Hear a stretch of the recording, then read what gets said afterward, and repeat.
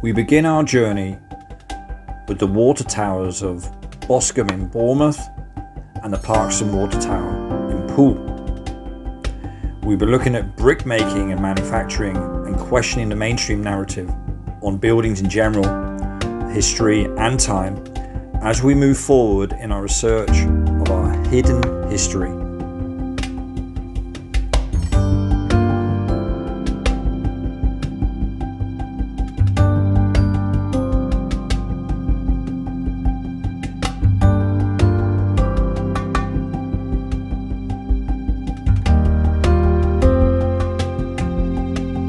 So without further ado, it's time to talk about bricks.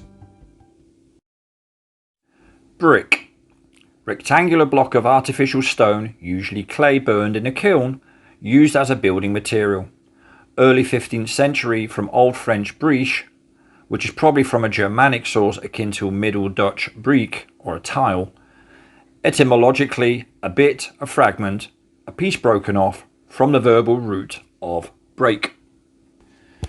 Now, according to official sources like Brick Hunter or brickarchitecture.com, to name but a few, the upgrading of brick manufacturing didn't take place until at the earliest the mid-19th century. So we're talking 1850s upwards. Most would agree, and there is a bit of a consensus of opinion, that we're looking at the dates of 1885 as most likely, whereby brick factories or manufacturing managed to step up their productivity to a regularity that would allow people to use a lot of bricks. A little side note, only in the 1920s could brick making machines produce up to 12,000 bricks a day. Now, bricks were originally made by hand, and that practice continues in developing countries and with a few specialty suppliers. Large industrial brickworks supply clay from a quarry, moving it by conveyor belt or truck or lorry to the main factory, although it may be stockpiled outside before entering the machinery. When the clay enters the preparation plant, clay prep, it is crushed and mixed with water and other additives, which may include breeze, a very fine anthracite that aids firing. This process, also known as pug milling, improves the consistency, firing qualities, texture and colour of the brick. From here, the processed clay can either be extruded into a continuous strip and cut with wires, or be put into moulds or presses, also referred to as forming, to form the clay into its final shape. After the forming or cutting, the bricks must be dried in the open air, in drying sheds, or in special drying kilns. The dried bricks must then be fired or burnt in a kiln to give them their final hardness and appearance. In the mid-19th century, the development of automated brick making machines such as the Bradley & Craven Limited stiff plastic brick making machine revolutionized the brick manufacturing process. According to official sources, in medieval times, bricks were made by workers kneading the clay and then placing it in wooden moulds. Excess clay was wiped off and the brick-shaped clay was removed from the frame. This was all done by hand, and indeed bricks were still handmade until about 1885. The Industrial Revolution changed everything, boosting production capacity and therefore decreasing the cost of manufacture and construction. By the 1920s, brick making machines could produce up to 12,000 bricks a day. And as a nice little example, many of the early American skyscrapers of New York were built with brick. The Empire State Building, for example, was built with 10 million bricks. Now, I will spare you a lot of the ancient facts in inverted commas, because everywhere you look, they tend to go back something like 7,000 years or even longer than that, because the dates that we're told are something like 7,000 BC that bricks date back to. Particularly in the hotter regions of the world, the official explanation is that the first bricks were made in areas with warm climates where mud bricks dried in the sun for hardening. For example, ancient Egyptian bricks were made of clay mixed with straw, and the evidence of this can be seen today at ruins of Harappa Buan and Mohenjo-Daro. Paintings on the tomb walls of the Thebes portray Egyptian slaves mixing, tempering and carrying clay for the sun-dried bricks. According to the mainstream sources, the greatest breakthrough came with the invention of fired brick in about 3500 BC. From this moment on, bricks could be made without the heat of sun and soon became popular in cooler climates. And because they are so well informed, they also could fathom out that the Romans preferred to make their bricks in spring. Then they stored them for 2 years before selling or using them, as you would do when you're trying to uphold an empire. They only used white or red clay, however, to manufacture bricks, which would explain why certain buildings look the way they do, I guess. The Romans succeeded in introducing fire bricks to the entire country thanks to mobile kilns. Weren't they clever? These were bricks stamped with the mark of the legion, who supervised the brick production. Roman bricks differed in size and shape from other ancient bricks, as they were more commonly round, square, oblong, triangular and rectangular. The kiln fire bricks measured 1 or 2 Roman feet by 1 Roman foot, and sometimes up to 3 Roman feet with larger ones.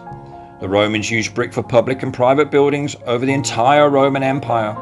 They built walls, forts, cultural centre, vaults, arches and faces of their aqueducts. The Herculaneum Gate of Pompeii and the Baths of Caracalla in Rome are examples of Roman brick structures. During the period of the Roman Empire, the Romans spread the art of brickmaking throughout Europe, and it continued to dominate during the medieval and Renaissance period. Moving on into medieval times, the clay for making bricks often was kneaded by workers with their bare feet. The clay was shaped into brick by pushing it into a wooden frame placed on a table, which was covered with sand or straw to prevent the clay from sticking. After excess clay was wiped off with a stick, the brick was removed from the frame. In England, the remains of buildings prove that the art of brickmaking was highly advanced by the time of Henry VIII.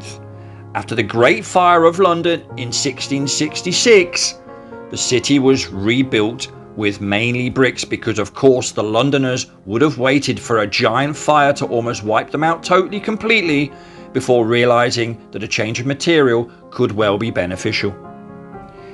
Adobe brick, which is sun-dried brick made of clay and straw, has been made for centuries in Central America, particularly Mexico. Some Aztec adobe structures still exist. One example is the Pyramid of the Sun, built in the 15th century. Don't forget, people had to hand make them on site. Bricks, of course, crossed the Atlantic with Dutch and British immigrants and some brick masons, only some, among them. In Virginia, brick structures were built as early as 1611. At that time, it was common for brick masons to make the bricks on the job site.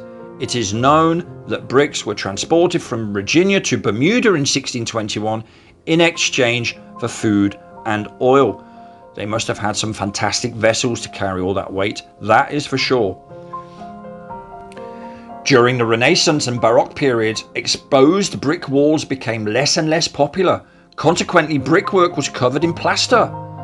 Only during the mid-18th century, brick walls started to regain their popularity. Bricks were made by hand until about 1885, according to this website called brickarchitecture.com. Once the Industrial Revolution broke out, the brick-making machinery was introduced. Consequently, the number of clays that could be made into brick was greatly increased, which influenced the production capacity. Handmade brick production ranged up to 36,000 bricks per week. But by 1925, a brick-making machine made 12,000 bricks a day. As brick structures could be built much quicker and cheaper, they replaced other raw materials like stone or rock. During the building boom of the 19th century, when more than 10 billion bricks were produced annually, many American cities like Boston and New York, for example, favored locally made bricks. In Victorian London, due to the heavy fog, bright red bricks were chosen, which made buildings much more visible. Although the amount of red pigment was reduced in bricks production, red remained the most desired colour for the brick and still does to this day. Now, why am I talking about bricks as opposed to the particular buildings we're looking at in this video? Because bricks are the common theme. And if you just simply do the mathematics without really straining yourself too much, it becomes clear very quickly that the narrative is flawed. In fact, having done a little bit more looking around and researching and conferring with a couple of colleagues of mine and friends of mine who have been researching this now for years and years, and when I say research, I don't mean watching TV programs on mainstream television. I'm on about going out, getting hands dirty, touching bricks, writing letters to local authorities, asking for blueprints, plans, all that sort of stuff. Not things like books that are left open in a glass case for you to look at in a museum somewhere or something like that. We're talking real research here. And the dates that we can discover range anything between the 1850s and 1885 in terms of brick factories. But of course, brick factory and brick manufacturing are not to be confused with gazillions of them being mass produced on a daily basis. That is not what happened, because what people seem to forget, this material has to be quarried. And for quarries to work, you have to have the machinery. And you also have to have the manpower to use that machinery, and you also have to have the infrastructure surrounding those regions for that machinery to even be able to be put into place, to be used, to be able to then distribute all those things to the right places, to then get round to even considering building these amazing structures. So questions upon questions upon questions. But we will continue our research in this. This is just the very beginning. And I hope you can all join us on this journey, and anybody who would like to partake and get involved, please feel free to do so.